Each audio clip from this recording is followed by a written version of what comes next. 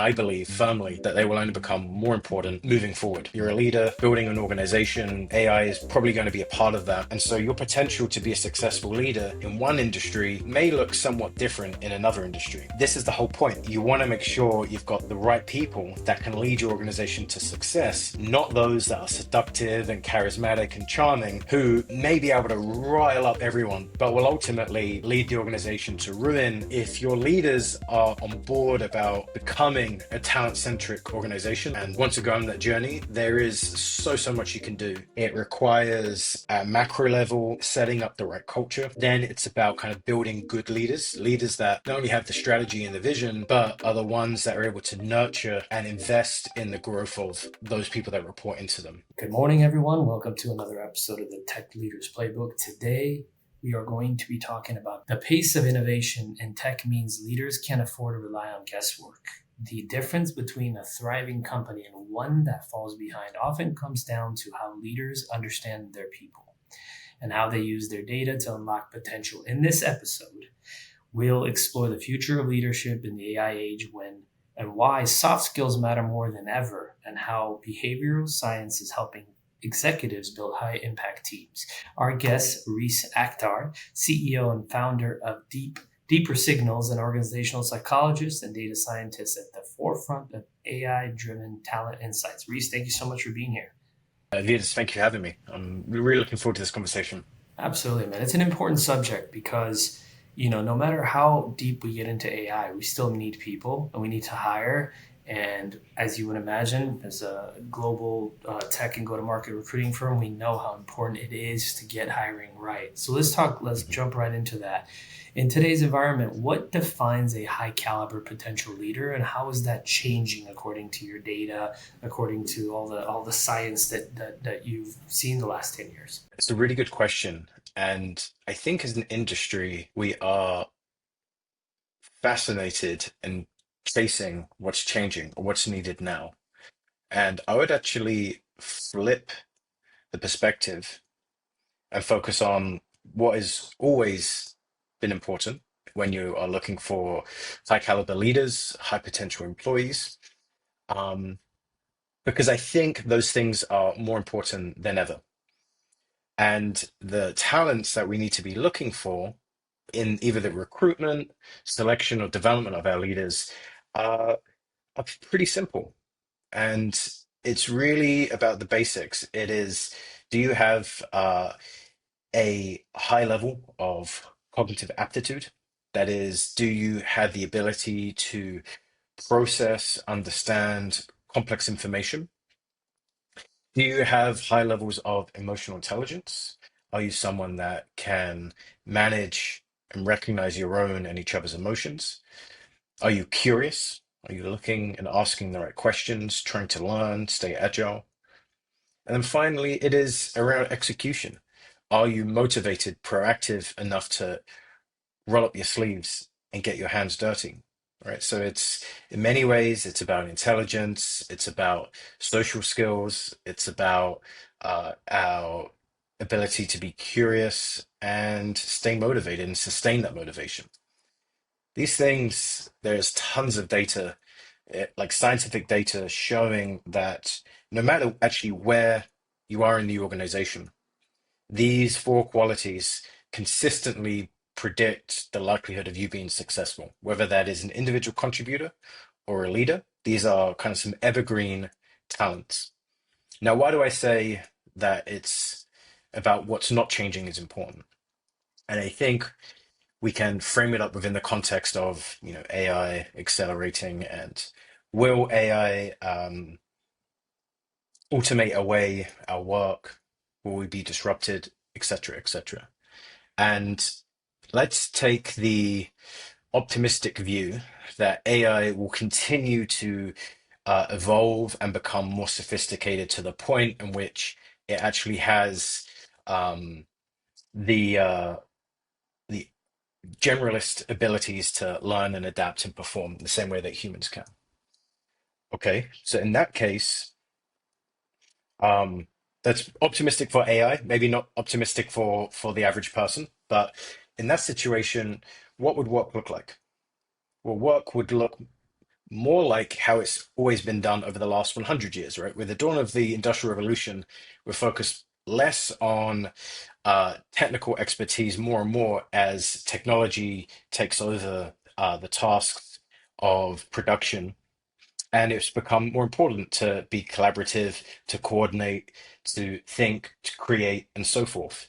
And so, in a world where AI is deeply embedded into the workforce, those things are going to matter even more. Our ability to communicate, our ability to understand, think critically, to bring people together, to ask the right questions will become more important because we have mechanized so much of our technical expertise and knowledge, which has been the trend, for the last 100 years or so. And these attributes were helpful when we were hunter-gatherers and working together and have continually been important. And I believe firmly that they will only become more important moving forward. If you think about you're a leader, you're building an organization, AI is probably going to be a part of that. But what are you going to do with your people? You've got to be able to bring them together. You've got to be able to help them think and understand and identify the right problems to be solved. AI is not going to be able to do that.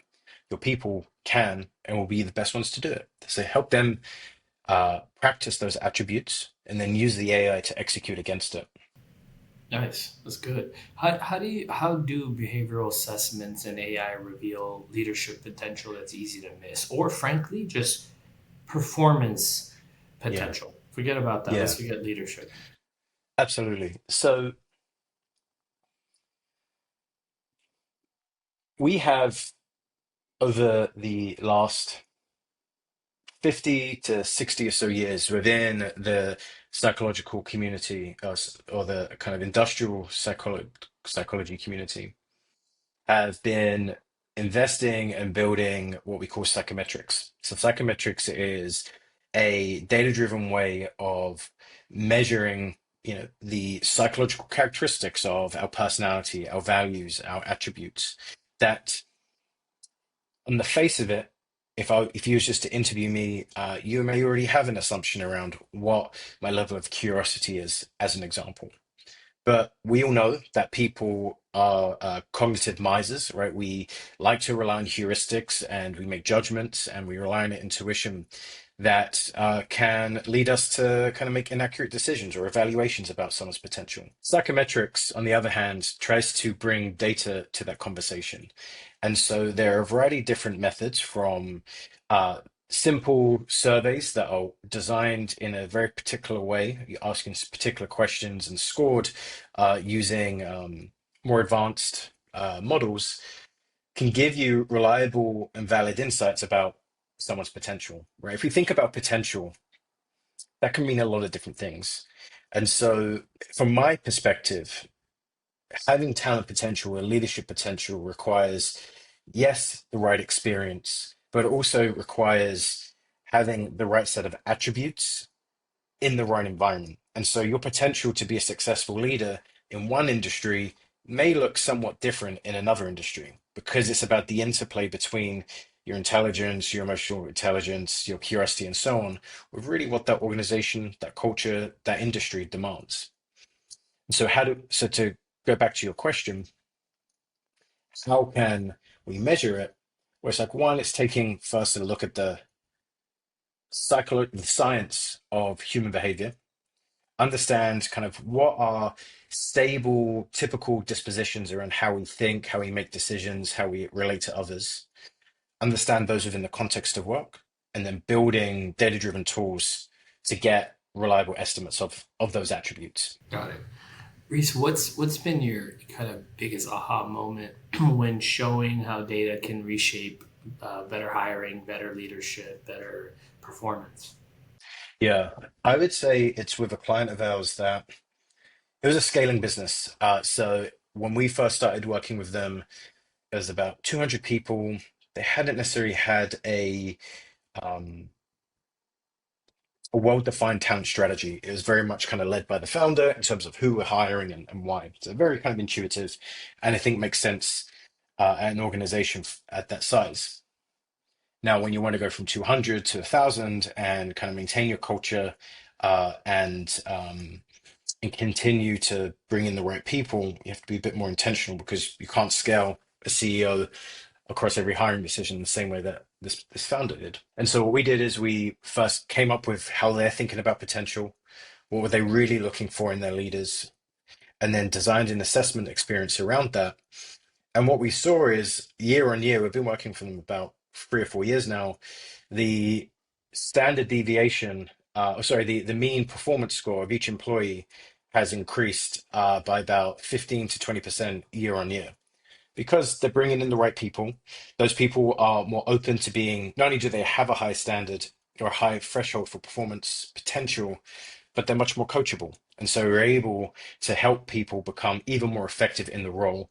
The culture is reinforcing, and you kind of have this flywheel effect. And that's because it just moved from relying on intuition to being much more standardized and data driven in how they thought about potential. One of my favorite things about these type of assessments, this data, Reece, is even if you choose to hire that person, versus, I guess what I'm trying to say is it's not a hire no hire decision. It could be that sometimes Mhm, it's a hire, but I'm aware of what this person needs, right? And I'm mhm, guessing mhm. that's what deeper insights would allow for is Yeah, how do I best um, set this person up to succeed. Sometimes when we're yeah, doing references, we tell the individual, look, whether it's for us internally or if it's for our clients, is we've already decided to hire this individual. So I need you to just really tell me where they yeah. struggle, how are they best motivated, how are Mhm. they demotivated? What do I need to do to make sure this person doesn't become demotivated? That's really Yeah, what it is. That's extremely helpful. yeah. I think has been, I can completely agree, right? So, like, one, I'm not always the biggest fan of using assessments as like selecting out tools like this hire, no hire, which I understand at high volumes, that's kind of a part of the process. And there's considerations you have to take when you do that. But even then, I think a big missed opportunity in the assessment space is I'm sure many of your listeners have had to do personality assessments and values assessments that apply to different roles. Unfortunately, despite the level of investment that a company makes, because these tools are traditionally quite expensive, and the time investment of your listeners participating in that experience, the data is looked at and you never use it again. And this is like a big, like wasted opportunity because to your point, let's say you're hiring me into your team and you know that I'm really diligent and detailed, but you also have a kind of a tendency to get really rigid and over-indexed on those details, and I can't, I struggle to change and stay agile. But you love me, you want me to join the team, blah blah blah. Well, it's like, shouldn't you use that information that you've gleaned from this assessment uh, to better onboard me, to better manage me, to better coach me? Because no candidate is going to be perfect. Everyone's going to have their risks and blind spots. And so this is something we've been doing at Deeper Signals and trying to educate the industry around. It's like the hiring decision doesn't have to be the final stop for assessment data. And in fact, we can use it for accelerating onboarding, to improve team fit, to help them understand their colleagues, and vice versa. Because you kind of have the assessments being used for developing leaders and recruiting them, but rarely do you say, okay, leader X, this is your team. You can share the team report with them. They understand the dynamics that they're walking into, and vice versa. I think if you did that, you would have increased cohesion. Leaders would be able to ramp up much faster, and I think ultimately deliver the ROI on the investment. Yeah, it's a real big missed opportunity. So, in other words, use this as a getting to know your team Mm, and work well together to get that better execution and better performance that you yeah, talked about earlier versus hire or no hire. yeah, exactly. It's like, the companies I talk to, they look at assessments and they sometimes think, oh, why do I need to invest in this? Because I'm only going to use it once, or there's candidates that will take the assessment and then, they don't move forward. And it's like, this is the point, right? It's like gathering data. And I strongly urge organizations to just become more data driven about talent, period, right? So it's how can you become more data driven about your hiring decisions, but how do you then become more data driven about onboarding, development, coaching, so on and so forth? And you can do that. You start to scale and make better decisions across the entire business, which will translate into better performance. Reece, if we could unpack the science behind these Mm, platforms, specifically yours, what makes it effective? Because sometimes you're literally answering 4 or 5 questions. What yeah, what do I think people perceive me as? What do I perceive me as? So on yeah. and so forth. How can that? How some people don't take it serious. Like how can we take that as such a scientific, a legitimate Mm. assessment? And I think your listeners are right for being skeptical. There is a lot of BS assessments out there. And when your listeners are, if they're in the position of kind of choosing an assessment to use in their hiring practices, of course, it depends on what you're measuring. But if you're interested in kind of interpersonal characteristics, trying to understand how they're going to collaborate or make decisions, in short, you're looking for a personality assessment. There are many frameworks you can use, but only one has the empirical scientific evidence to show that it's cross-culturally relevant, it's fair and unbiased, and then two, actually predicts performance at the leadership level. And that is what we call the five-factor model of personality. I'm going to go on a little nerdy tangent, so, indulge me, but it's the way that this framework came into being was scientists, this was in the 60s, looked at the language that we use to describe each other. And then when you look at those words, if you keep trying to group and summarize them, you have these five broad aspects of human personality. That is, you can use the acronym OCEAN to remember it. So it's like openness to experience, your level of conscientiousness, how agreeable you are, how extroverted you may be, and then neuroticism, like how emotionally stable you are. And what's interesting is these five broad attributes. If you repeat this exercise in virtually every language, you see these five broad themes emerge, which kind of says something about how we think about people can be captured via our language. And then what you do is, well, okay, let's turn those into surveys, asking questions about how they engage with new experiences, or do they keep a calendar, this, that, and the other. All of these like small little aspects of how someone may typically behave. If you ask people those questions, you can then correlate it with performance.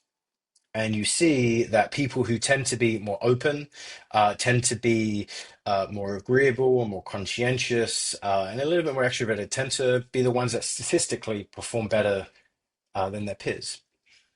And so, when you are looking for a data-driven, or if you're trying to decide what assessment you should use, if it's a personality assessment, you want to make sure that it's using this five-factor model. There are similar, comparable models to how we think about values and kind of other attributes. But the main thing is, your listeners should be asking for what's called a technical manual. Any assessment provider will have this document that details the research, the data, and ultimately the validity, like how accurate is this assessment? Will it predict the things that are most important to me? And if your vendors can't provide that, then that's some red flags. And so that would be my one recommendation to your listeners that are interested in using assessments. Ask for the technical manual, and if they can't share it, you need to be looking elsewhere. Even if the story sounds very interesting and sexy, ultimately all you're doing is introducing more bias and more intuition into your hiring process. And the whole point of this is to become more scientific, more evidence-based. Mhm. And it's really important to use it responsibly because I mean I've had the assessments be dead on, but I've also Mm. them be dead off in a way where Yeah, years ago we did a bunch of assessments and a speaker said good luck with this guy, he's going to be very difficult, so on and so forth. I was like, but this guy works for me. And then yeah, we had someone who was like, ooh, this is a good profile, you should hire yeah. this person. Well, this person was a great profile, ended up being kind of a nightmare in a way. Hmm. I mean, definitely had the ability to do the job, was an interesting person and probably did have the characteristics of a Yeah. winner, but other reasons this person failed. This other person, he said, good luck, it'll last until it doesn't.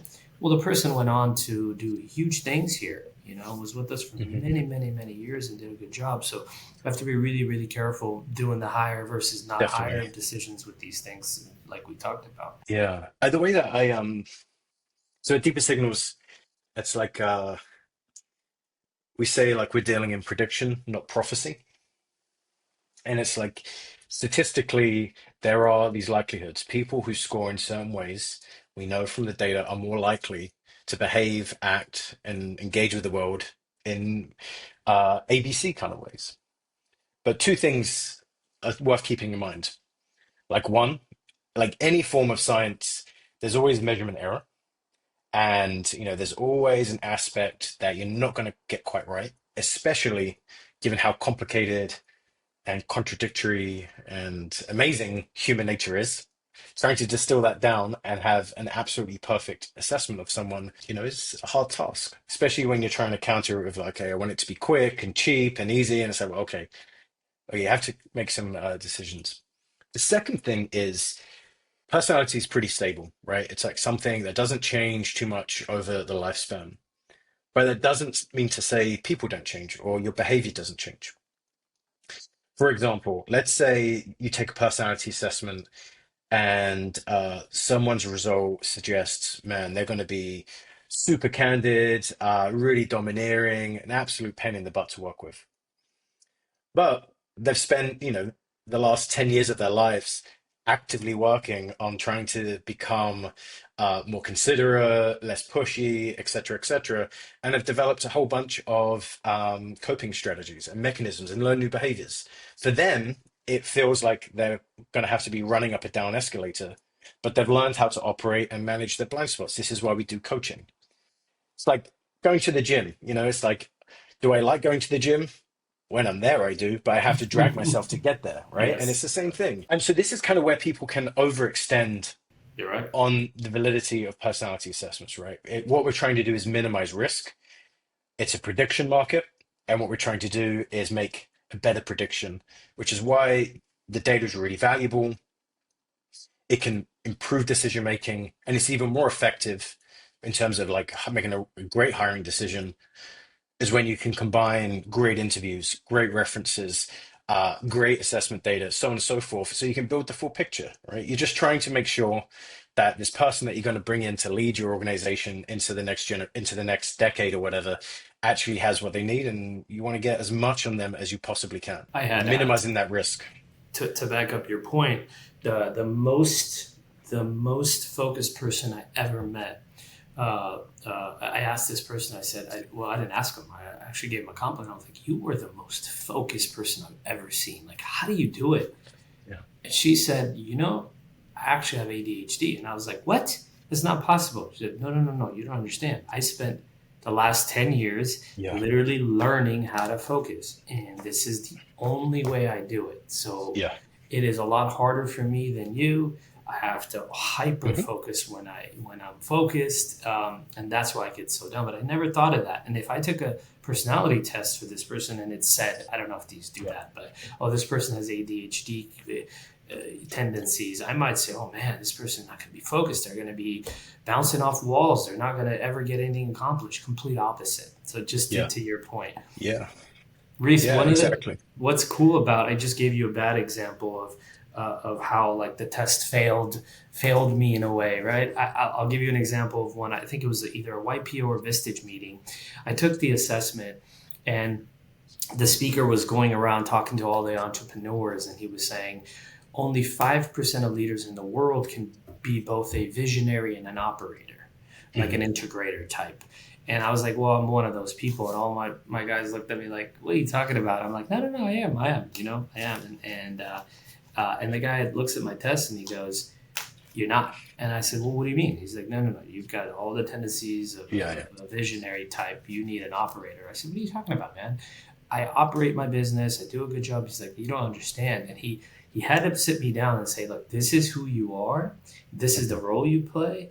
and you can do it, and I do believe you do it, and I do believe you do it, you're fairly capable of doing it, probably do a decent job, but the amount of energy units This is that it. it's using This is up, it. that was my aha moment. The amount of energy units you're Yeah. using to do both jobs Yeah. actually is keeping you from being great at the job that actually you should be doing. And I was like, Yeah. that was my first aha moment. Yeah. You know, This is exactly it. It's so going back to your colleague who you said, can struggle, like has to really work hard to stay focused. Like they may need, X amount of time to recharge their batteries. yes, And when we think about the less functional or more disruptive parts of our personality that everybody has, it's like one, when we're not aware of where those edges are in ourselves, or two, it's like we've been maxing out on the compensating side of things where we're just completely worn out, right? Like a good example is, being more introverted versus more extroverted. Like I am much more introverted, uh, and I have learned and I can engage, but at the end of the day or whatever, I just need to sit in a dark room and just absolutely talk to no one, right? And if I kept on trying to be or pretending to be extroverted, I'd get worn out, and then I'd probably start being rude to you or this, that, and the other. So it's like there is, again, using that gym analogy, right? It's you can manage yourself, right? And I think it's wrong to kind of put too much emphasis or stock on you are your score. That's definitely not what these assessments are saying. But it's like, where do you have most natural energy? What's going to come easiest to you?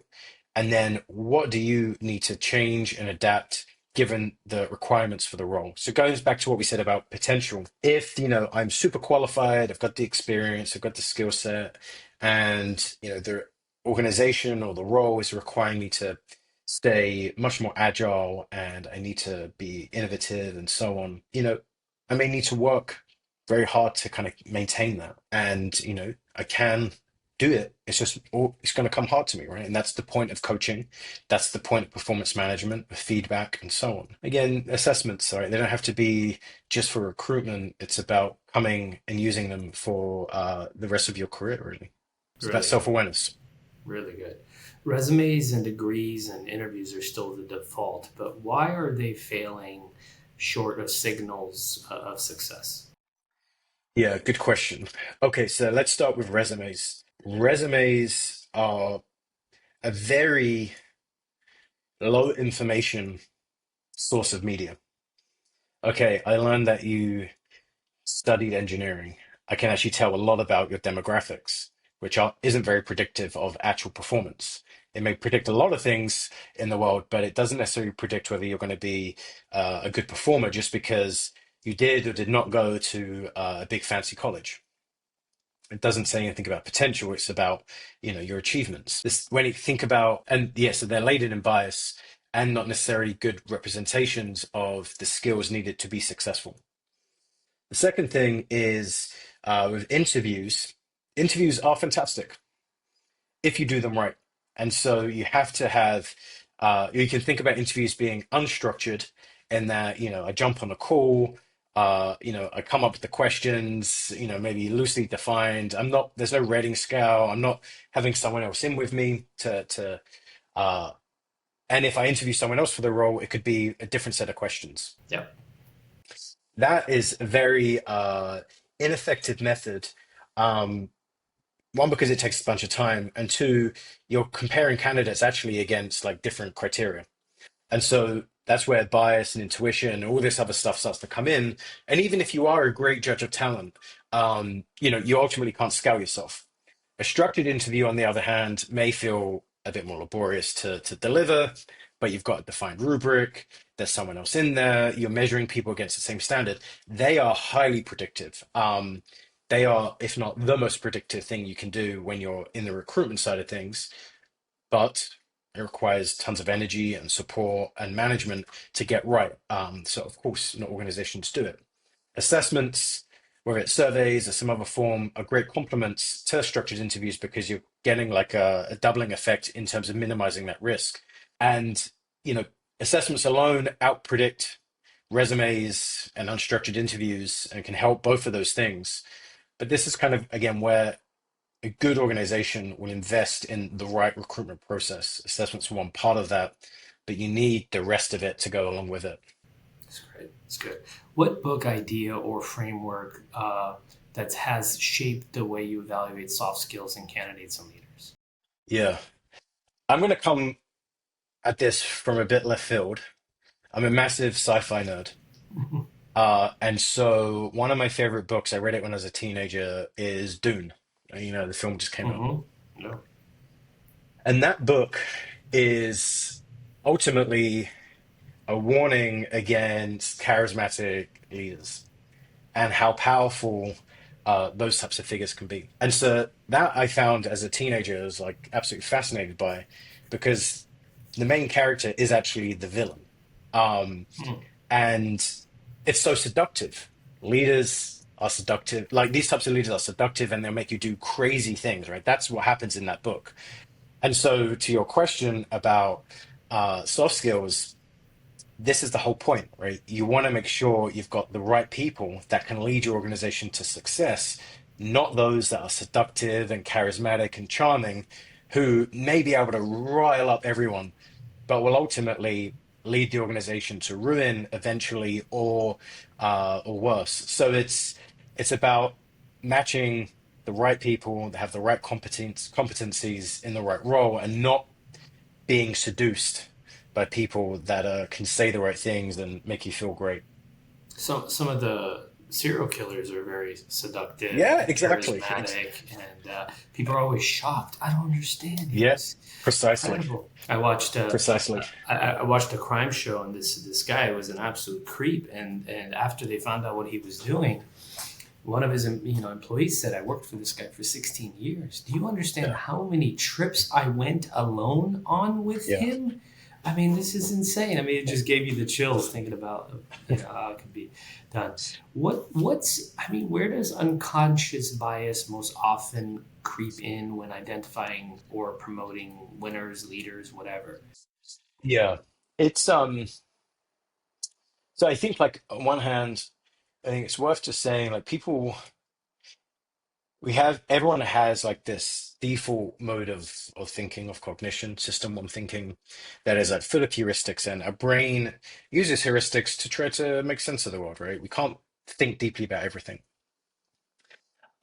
And those heuristics are shaped a lot by our upbringing, our environment, the content we consume, the people we're exposed to, so on and so forth. So everyone's going to come at it slightly differently. Now, the way that you sense check or put guardrails around those heuristics is by following more standardized data-driven approaches, and that can feel uncomfortable because my gut is telling me this person is going to be a great fit, but all the data I'm collecting is telling me otherwise. That should be a cause for reflection and good judgment, right? um, and so yeah, we can use data as guardrails to our heuristics, but in lieu of it becomes very convincing. And this actually leads to an interesting situation that organizations face, particularly around AI. So we know people are not always fair assessors of performance. Um, and that's for a variety of different things. Like, I can't take your perspective on things, I lack theory in mind, or we come from different parts of the world and I just have no idea, blah, blah, blah. But it's kind of hard if I was to make a decision, or if you look at my hiring decisions, it's kind of hard to see systemic uh, trends or biases in the types of people I promote, select, or not hire. With artificial intelligence, or really using any data-driven tool in your hiring process, all of a sudden it becomes much easier to do so. You can all of a sudden you can see, all right, you are hiring these people at a higher rate, or whatever. And this can lead to some friction because, yes, tools that you're using, right, particularly AI driven tools, you know, are they biased? Yes, probably to some extent, right? Tons of training data is unfair and going in there, uh, but it becomes much more noticeable.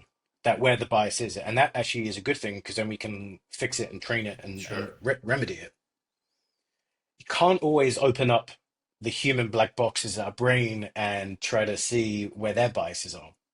And so, kind of, we are holding these data driven tools to actually a higher standard of how effective they should be, rather than holding ourselves to higher standards and actually just getting more organized about how we conduct interviews, as one example. So, we kind of have this push and pull. We don't like the fact that like tools have the potential to be biased, but we don't necessarily want to confront and deal with the aspects of unfairness in lieu of using those tools. So it's this kind of paradox. Very good. AI can help with reducing bias, right? But Correct. we've Yeah, also seen it could actually reinforce it instead. What are your correct. thoughts on that? Yeah, absolutely. And I think that's a really good point about reducing bias, not removing bias. Now, it absolutely has this the potential to wreak harm as well. And so this goes back to how the AI is trained and the type of data that you're putting into it and the different controls you're setting up. So earlier I said about if you're choosing an assessment vendor, whether it's a survey or a digital interview tool or something else, they should be able to provide evidence of what's called adverse impact.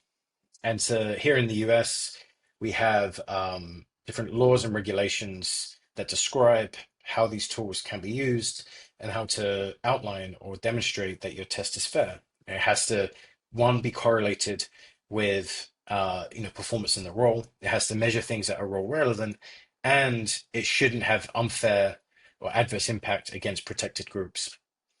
And so when we're developing tools at Deeper Signals, like we're always running through this checklist, making sure it hits those three criteria.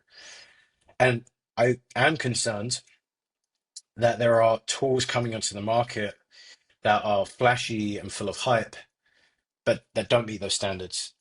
And in organizations rush to solve real problems and also want to keep their organization moving forward, they may reach for something which is, again, is very seductive and looks like it's going to solve all their problems, but ultimately could be creating more problems for them down the road because they're perpetuating like unfairness and kind of actually missing out on really interesting talent pools. So it's I think as an industry, we have to get clear guidelines around how do we know tools are free of bias, and then as buyers of these tools as well, we need to be holding our vendors to higher standards. I like that. Reese, earlier much earlier in our conversation, you talked about a story where there was a gentleman that was trying to lead his company from 200 to 1,000 employees, Mhm, mhm. and you talked about that, you know, through this tool and maybe other concepts that this individual was able to get 15 to 20% more productivity out of the people. Tell me a little bit about that. Like how exactly, break it down to a really basic concept, like how did he use this as a part of his solution and Yeah, or other things as well to get that. yeah. So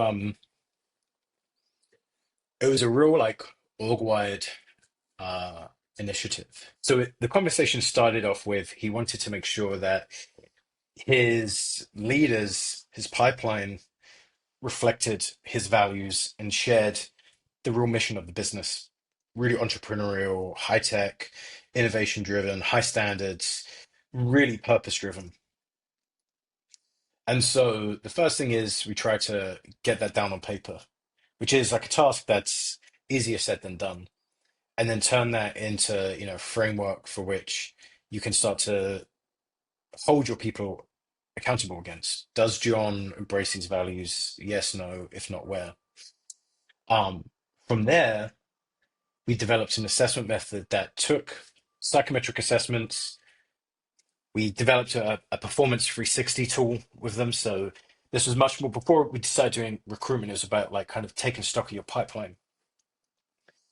Um, and we developed different L&D programs for these leaders. And so what we were able to do was one, take a baseline. Where does this group of leaders, the pipeline for this organization sit on the desired values. Are they being reflected in the performance? So where's there's delta between those two things, and then let's coach and develop them to close those gaps. Mm. What that did is it created at the very top of the house a very clear set of uh, a very clear language and set of expectations around what performance is going to look like and what are the standards we need to be holding ourselves and each other to achieve that.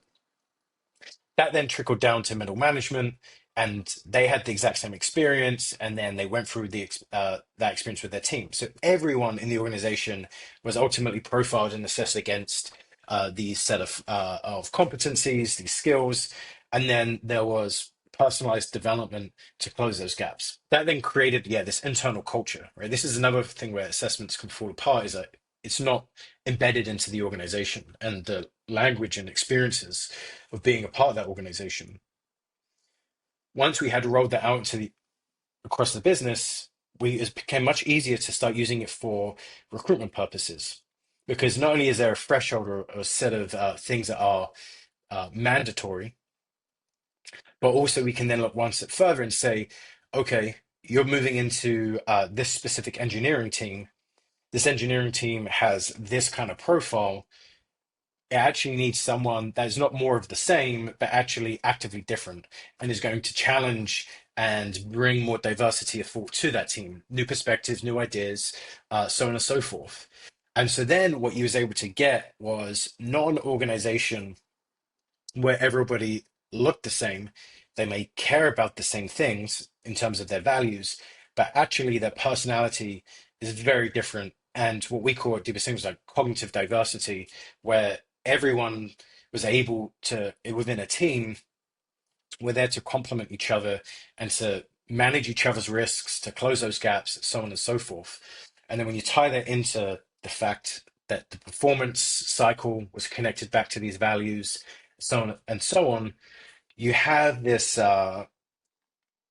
deeply embedded and reinforced framework. And from there, that's how you start to get these performance improvements. It took, a year for us just to do that first part of the project, Wow. and then another Deep year to work. kind of launch it. It's like it takes time. There's not a silver bullet for this. But if your leaders are on board about becoming a talent-centric organization, like really are passionate about that and want to go on that journey, there is so much you can do. And I think it's, HR kind of has a bad rap. It's like there just to do admin and payroll and things like that. It can be so much more. It can be a real strategic lever, um, if you get it right and invest in it. What is a talent centric organization in your eyes? Yeah, good question. So I think it's about investing. It's understanding that people aren't just going to be able to fall into a role and just be amazing at it. It requires at macro level setting up the right culture. Then it's about kind of building good leaders, leaders that not only have the strategy and the vision, but are the ones that are able to nurture and invest in the growth of those people that report into them, right? So, are you investing in feedback? Does your leader open up and invite feedback? The right psychological safety. It's about setting very clear performance metrics, so knowing what expected of you, and then of course the support to get there. And then that of course feeds into the recruitment side of things. A talent-centric organization is where talent management is not an afterthought, but rather it's something that's closely aligned to the strategic priorities of the business. If we need to become more innovative or kind of more agile as an organization, yes, there's things that need to get done around how work is organized and executed, but it's also about how do you prepare staff and bring people along for that journey. You can't just kind of throw a strategy down and your leaders know, listeners know this and expect everyone to be able to come along with it. The key I would say is the right people on the journey too, Reece, right? Yeah. Too Oh yeah. You often, got to be on the bus. Exactly. yeah, I mean, too often though, people are using very surface level things to identify people. We want someone out of a tier one company. What the hell Yeah. are you talking about? You're a Yeah. 200-person company. You want to hire someone out of Google who had Yeah. 75 direct reports and he's going to have three? Yeah, is going to have every resource tool on the planet that Google is going to leave to join yeah, a company with no tool. You got to get the right person, the person yeah, exactly. that's feisty And enough to get stuff done without a lot of resources. it's the other part, like, going back to like talent and organization. It's like investing in teams. Like teams are the innovation, are the engine of innovation and change and progress. To use your example, I could find the best performer in Google. I don't know who that is, an example, and yeah, drop them into an organization. But if they don't gel with the team, they don't have the right resources, they can't kind of work cohesively, then what are you left with? A bunch of like disgruntled people and probably someone that you're overpaying to be in your organization. So, A close, sometimes you can get a whole bunch of B players that work really well together and they can outperform the competition. I just had a meeting with a close friend of mine that's worked at probably two out of the top 20 top companies in the industry. And one of the things he said, he named some startups that he's looking into. Is he goes, I don't think I'm the right guy. And I was like, why? You don't want to do this? You don't want to do it? He goes, you don't understand. I don't know if I could. I don't Mm, know if I got the right skill set for what they need. And I don't know if he's saying that openly to them either, but they're yeah, barking up the wrong tree, right? yeah, He's only going to go to those places if he absolutely needs to go to those places. And they're going to yeah, waste a year or two with someone who's, by the way, brilliant, will do a yeah, phenomenal job, but just not with them. yes, And they don't know that. This was exactly. the interperson communicating to a close friend, trying to get advice and back and forth, and I'm pushing back. And so people don't realize that. They don't realize Yeah, what people are thinking about, you know? absolutely. Absolutely. Yeah, you got to Reece, have the teams, or if you're going to have like an A-star player on your team, you got to make sure the team is there to actually help them. Otherwise, yes, if it's like a great individual and the team is completely useless, well, it's just a waste of time for everyone. good luck. What's one personal lesson you've learned as a leader you think others should take to heart? Oh, that is a great question. I would say it's to pause and think before you react, which is, very simple, but so much. I mean, my business, we're about 15, 20 people. I've been growing over the last 5 years or so. And so building a team has been fundamental to our success today and probably the most rewarding part of this entire journey. And the ability to show and care for your colleagues is paramount, especially when you're in the trenches. And even when it's stressful and you are feeling reactive, like you have to pause, you have to think about how you're being perceived, you have to think about the consequences of your emotions. And that has been something that I feel like when we get right works really well. And something I see a lot of leaders struggle with. It's like all too quick to kind of blow my top. And actually, I've just made matters far, far worse. I bet. I bet. What's your favorite business book or any book, frankly? Yeah, good question. Well, Dune I already mentioned, so I can't use that Yeah. one. I would say my favorite book, and this is by a MIT professor called Sandy Pentland. It came out probably about 2011 now. But he is this fantastic researcher, and it's called Social Physics. And he looks at how networked, how networks ultimately shape the way that we gather ideas, the way that we make decisions, and then the impact that has on organizational performance. I read it when it first came out, and it's been transformational how I understand the world. Nice. What was the book one more time? Social physics, Social Physics. That's good. That's a I new believe one. it is. That's a new one. We hear a lot of the same great books, but that's a really good one. Last question: if you could put one piece of advice on a billboard for young leaders, what would it say? It's a very good question. I'm trying to think of all the many things I'm developing and trying to become better at. I would say it's simple as just pause and listen. Like you don't have the answers. It's about understanding other people's perspectives. It's about not being the loudest one in the room, but sitting back, listening, and then judging and making a decision. So Easy breathe for and an listen. it's easy for someone that's introspective like yourself, Yeah. right? For more outward facing leaders, it's a little bit more challenging because they're used to thinking out loud and speaking while they think and riling up teams. But that's Yeah. It's even though, like, even as someone that's more on the reserve side, it is still something that I struggle with. And there's something to be said about, the most simple advice is the most important.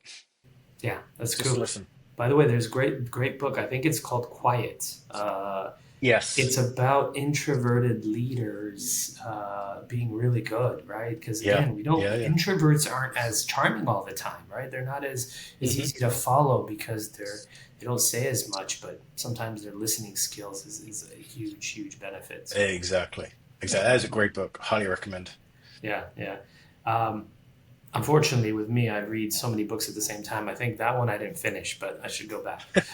You got the idea though. That's the most Yes. important thing. Yes.